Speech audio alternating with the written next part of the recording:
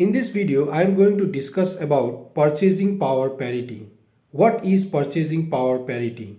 Purchasing power parity or PPP is an economic metric used to compare the purchasing power of the currencies of two different nations. Let's compare the purchasing power of the dollar and the rupee. If we look at the current market exchange rate of the dollar and the rupee, we find that $1 is equals to 92.58 rupee.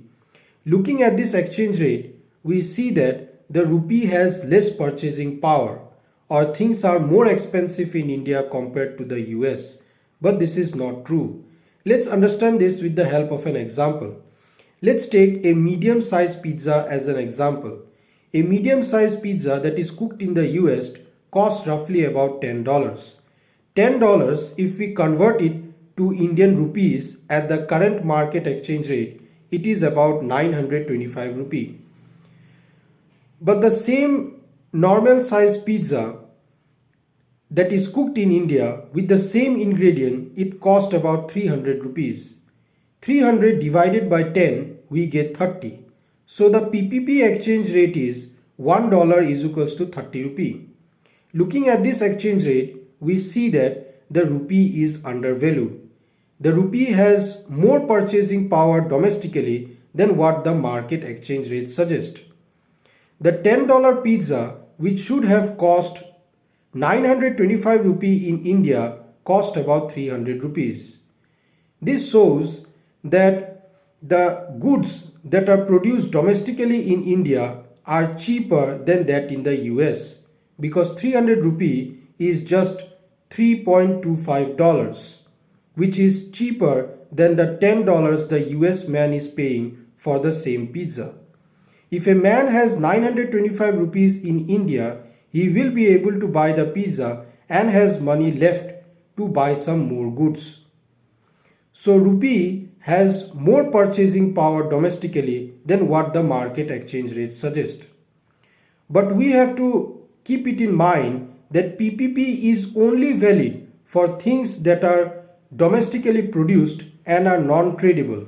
For example, like haircut, a human labor, real estate, or locally produced goods. It becomes a completely different scenario if the goods are internationally traded, like diamond, a smartphone, or a barrel of oil.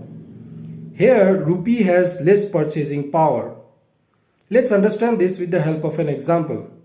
An iPhone 16 Pro, which cost about 1,34,900 rupees in India, it cost about $999 in the US, which is roughly about 92,407 rupees.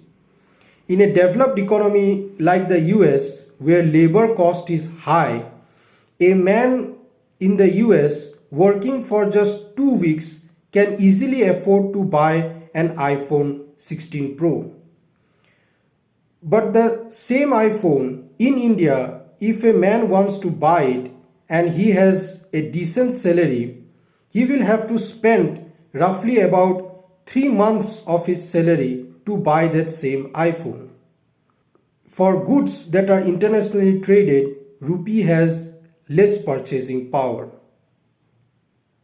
For goods that are locally produced, rupee has more purchasing power or is stronger than what the market exchange rate suggests.